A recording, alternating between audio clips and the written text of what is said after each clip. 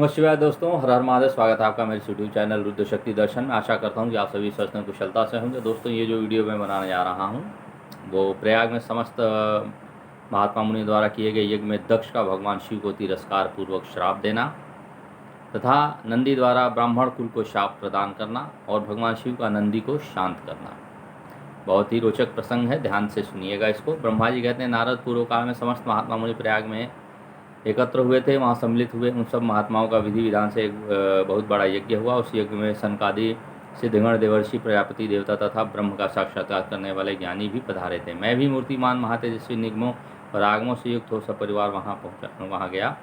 अनेक प्रकार के उत्सवों के साथ वहाँ उनका विचित्र सामान जुटा था। नाना शास्त्रों के संबंध में ज्ञान चर्चा में वाद विवाद हो रहे थे। उन्हें उसी अवसर पर सती तथा पार्षदों के साथ ही लोक हितकारी, सृष्टिकर्ता एवं सबके स्वामी भगवान रुद्र भी वहां पहुंचे। भगवान शिव को आया देख संपूर्ण देवताओं, सिद्धों तथा मुनियों ने और मैंने भी भक्ति भाव से उन्हें प्रणाम किया, उनकी स्तुति की। फिर शिव की आज्ञा पाकर सब लोग प्रसन्नतापूर्वक यथास्थान बैठ गए। भगवान का दर्शन पाकर सब लोग संतुष्ट थे और अपने सौभाग्य की सराहना करते थे। इसी बीच में प्रजापतियों के भी पति प्रभु दक्ष, जो बड़े तेजस्वी थे, अकस्मात घूमते हुए प्रसन्नतापूर्वक वहाँ आ गए। वे मुझे प्रणाम करके मेरी आज्ञा ले वहाँ बैठ गए। दक्ष उन दिनों समस्त ब्रह्मांड के अधिपति बन गए थे, अतः सबके द्वारा सम्माननीय थे। परंतु अपने इस गौरवपूर्ण पद को लेकर उनके मन में बड़ा अहंकार था, क्योंकि वे तत्व ज्ञान से शून्य थे। उस समय समस्त देवर्षियों ने नतमस्तक को स्तुति और प्रणाम द्वारा दोनों हाथ जोड़कर उत्तम तेजस्वी दक्ष का आदर सत्कार किया। परंतु जो नाना प्रकार के लीला विहार करने वाले सबके स्वामी तथा उत्कृष्ट लीलाधारी स्वतंत्र परमेश्वर हैं, उन महेश्वर ने उस समय दक्ष को मस्तक नहीं झुकाया। वे अपने आसन पर बैठे ही रह गए। महादेव जी को वहाँ मस्तक झुकाते न देख मेरे पुत्र प्रजापति दक्ष मन ही मन अप्रसन्न हो गए। उन्हें रुद्र पर सहसा क्रोध हो आया। वे ज्ञान शून्य तथा महान अहंकारी होने के कारण महाप्रभु रुद्र को क्रूर दृष्टि देखकर सबको सुनाते हुए उच्च स्वर से कहने लगे। दक्ष ने कहा, ये सब देवता, असुर, श्रेष्ठ ब्राह्मण तथा ऋषि मुझे विशेष रूप से मस्तक झुकाते हैं, परंतु वह जो प्रेतों और पिशाचों से गिरा हुआ मनस्वी बनकर बैठा है, वह दुष्ट मनुष्य के समान मुझे प्रणाम नहीं करता। शमशान में निवास करने वाला यह निर्लज्ज जो मुझे इस समय प्रणाम नहीं करता, इसका क्या कारण है? इसके वेदोक्त कर्म लुप्त हो गए हैं। यह भूतों और पिशाचों से सेवित हो मतवाला बना फिरता है और शास्त्रीय विधि की अवहेलना करके नीति मार्ग को सदा कलंकित किया करता है। इसके साथ रहने वाले, इसका अनुसरण करने वाले लोग पाखंडी, दुष्ट, पापाचारी तथा ब्राह्मण को देखकर उदंततापूर्वक उसकी निंदा करने वाले होते हैं।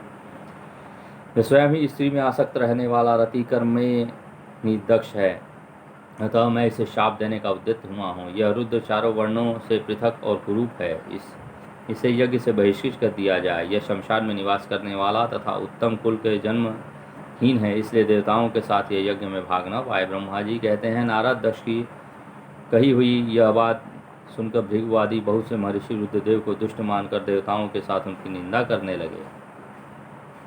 दक्ष की बात सुनकर नंदी को बड़ा रोष हुआ। उसके नेत्र चंचल हो उठे और वे दक्ष को शाप देने के विचार से तुरंत इस प्रकार बोले। नंदिकेश्वर ने कहा, अरे महामूढ़, दुष्ट बुद्धि शठ दक्ष, तूने मेरे स्वामी महेश्वर को यज्ञ से बहिष्कृत क्यों कर दिया? जिसके स्मरण मात्र से यज्ञ सफल और तीर्थ पवित्र हो जाते हैं, उन्हीं महादेव जी को तूने शाप कैसे दे दिया?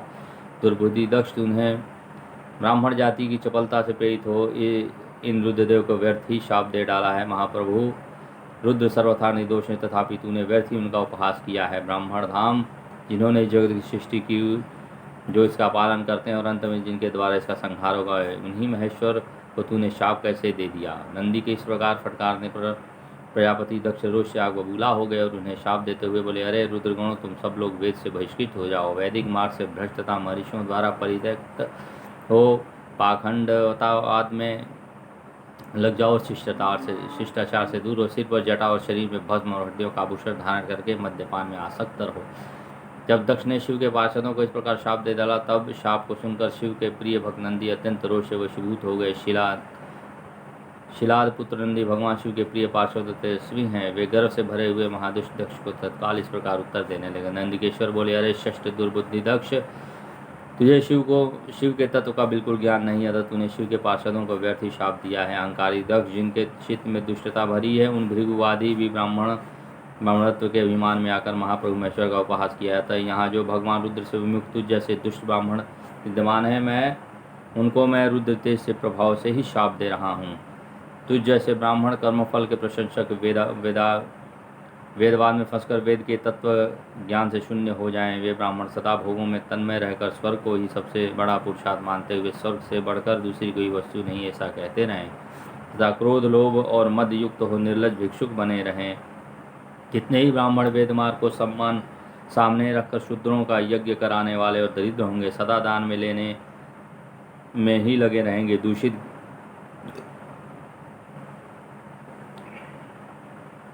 दान ग्रहण करने के कारण वे सब के सब नरकगामी होंगे। दक्ष उनमें से कुछ ब्राह्मण तो ब्रह्म राक्षस भी होंगे, जो परमेश्वर शिव को सामान्य देवता समझकर उनसे द्रोह करता है, वह दुष्ट बुद्धि वाला प्रजापति दक्ष तत्व ज्ञान से विमुख हो जाए। यह विषय सुख की इच्छा से कामना रूपी कपट से युक्त धर्म वाले गृहस्थाश्रम में आसक्त रहकर कर्मकांड का तथा कर्मफल की प्रशंसा करने वाले सनातन वेदवाद का विस्तार करता रहे। इसका आनंददायी मुख नष्ट हो जाए, यह आत्मज्ञान को भूलकर पशु के समान हो जाए और यह दक्ष कर्म भ्रष्ट हो शीघ्र ही बकरे के मुख से युक्त हो जाए। इस प्रकार कुपित हुए नंदी ने जब ब्राह्मणों और दक्ष ने महादेव को शाप दिया, तब वहाँ महान हाहाकार मच गया। नारद, मैं वेदों का प्रतिपादक होने के कारण शिव तत्व को जानता हूँ, इसलिए दक्ष का वह शाप सुनकर मैंने बारंबार उसकी तथा भृगु आदि ब्राह्मणों की भी निंदा की। सदाशिव महादेव जी भी नंदी की बात सुनकर हंसते हुए मधुर वाणी में बोले, हे वे नंदी को समझाने लगे। सदाशिव ने कहा, नंदिन मेरी बात सुनो, तुम तो परम ज्ञानी हो, तुम्हें क्रोध नहीं करना चाहिए। तुम्हें भ्रम से यह समझकर कि मुझे शाप दिया गया, व्यर्थ ही ब्राह्मण कुल को शाप दे डाला। वास्तव में मुझे किसी का शाप छू नहीं सकता, अतः तुम्हें उत्तेजित नहीं होना चाहिए। वेद मंत्राक्षरमय और सूक्तमय है, उसके प्रत्येक सूत्र को समझ देवधारी के आत्मा प्रतिष्ठित हैं, अतः उन मंत्रों के ज्ञाता नित्य आत्मवेता हैं। इसलिए तुम रोषवश उन्हें शाप न दो। किसी की भी बुद्धि कितनी ही दूषित क्यों न हो, वह कभी वेदों को शाप नहीं दे सकता। इस समय मुझे शाप नहीं मिला है, इस बात को तुम ठीक ठाक समझना चाहिए। महामते, तुम सनकादि सिद्धों को भी तत्वज्ञान का उपदेश देने वाले हो, अतः शांत हो जाओ। मैं ही यज्ञ हूँ, मैं ही यज्ञ कर्म हूँ, यज्ञों के अंगभूत समस्त उपकरण ही मैं ही हूँ। यज्ञ की आत्मा मैं हूँ, यज्ञ परायण यजमान भी मैं ही हूँ, यज्ञ से बहिष्कृत भी मैं ही हूँ। यह कौन है, तुम कौन हो और ये कौन है? वास्तव में सब मैं ही हूँ। तुम अपनी बुद्धि से इस बात का विचार करो। तुमने ब्राह्मणों को व्यर्थ ही शाप दिया है। महामते नंदिन, तुम तत्वज्ञान के द्वारा प्रपंच रचनावाद करके आत्मनिष्ठ ज्ञानी एवं क्रोध आदि से शून्य हो जाओ। ब्रह्मा जी कहते हैं, नारद भगवान शंभु के ईश्वर का समझाने पर नंदिकेश्वर विवेक परायण हो क्रोध रहित एवं शांत हो गए।